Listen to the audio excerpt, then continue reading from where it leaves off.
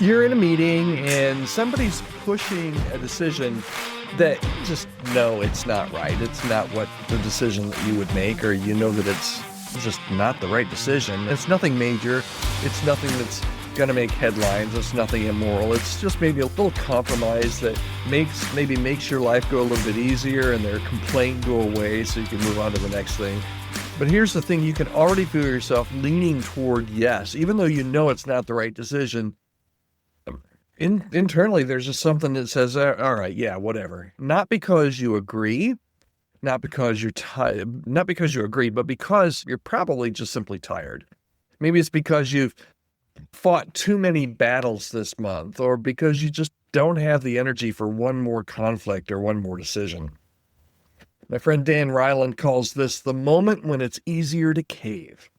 And every single one of us has probably been there, done that at some point in time. If that sounds familiar, you're in the right spot, because we're going to talk about that here today on the Healthy Church Staff Podcast. Hi there, my name's Todd Rhoades.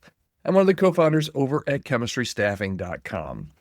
Here's what nobody tells you about that moment that Dan expresses, that moment of pressure to just go along with something when you know it's not the right decision, because the breaking point really isn't sudden. It doesn't just happen. You don't just wake up one day and fold on your values.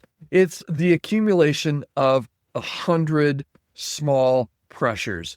The budget squeeze, the difficult board member, the staff conflict you've been managing for months. All those things combined together, the expectations that keep climbing while your capacity seems to be shrinking at times. And somewhere in there, your internal alarm system just starts to malfunction a bit. And what used to feel clearly wrong starts feeling somewhat negotiable. Not because you've changed your theology, but it's because you're tired, man. You're exhausted. And here's what makes this so dangerous. You start rehearsing the compromise before anybody even asks for it. You're thinking, maybe they're right. Maybe I'm being too rigid. This isn't a hill to die on. I just need to get through this season.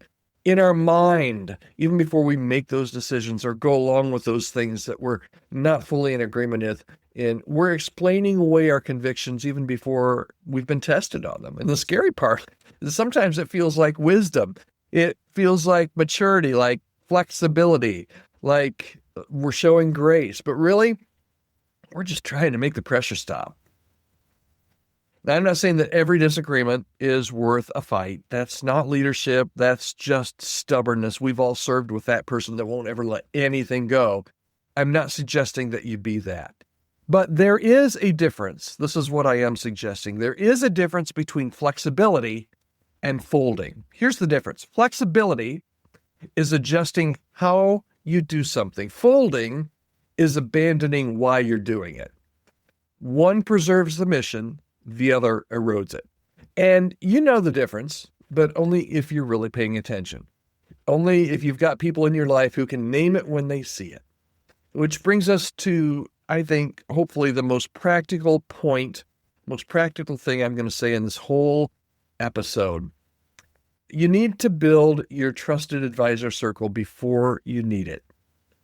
Not your staff, not your elders, not your spouse, not people who report to you or you report to. I'm talking about 2 or 3 people, 2 or 3 leaders you know that love the church, love Jesus, and really don't have a dog in your fight. They have nothing to gain from your decisions. People who can say, hey, that sounds like exhaustion talking, not conviction. People who can tell you when you're being stubborn and when you're caving. That's not a therapy group. It's a reality check squad.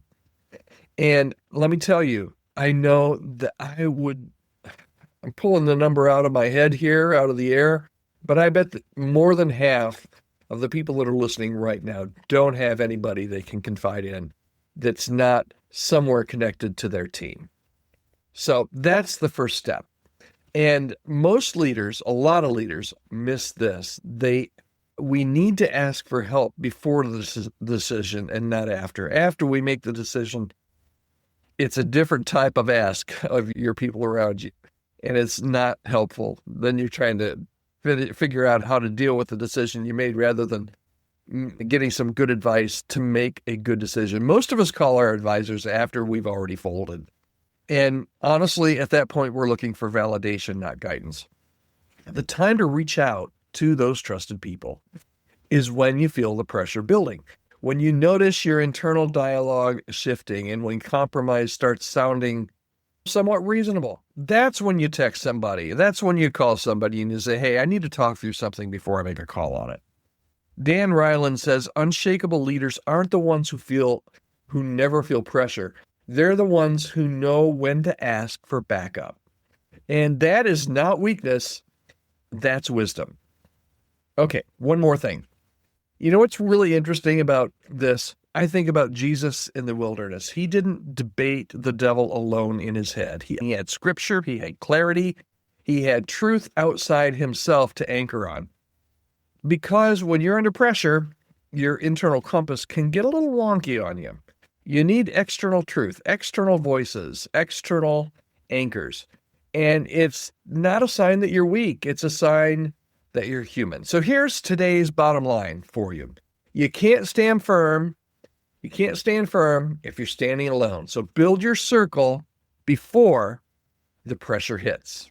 You are not meant to carry this weight alone. And asking for help before you cave, that's not weakness. That's strength. Maybe you're smack dab in the middle of something that you need to talk to somebody about. And you don't have anybody that you can really talk to that doesn't have a dog in your fight. If this is, you need to find somebody. Find somebody to talk to before everything buckles, before everything collapses around you, before you make that decision that compromises. So find that person. If you don't have that person, reach out to me, podcast@chemistrystaffing.com. I'd love to have a short conversation with you. And if there's any way that I can help your church, know our heart. We love churches. We love church leaders. We are on your side, particularly when it comes to staffing and healthy church culture. If there's any way that we can come alongside and help you, please reach out to me. I'd love to have a conversation. Podcast@chemistrystaffing.com. All right, that's it for today. Hope you have a great day. We'll be back here tomorrow. Hope you'll join me on the Healthy Church Staff Podcast.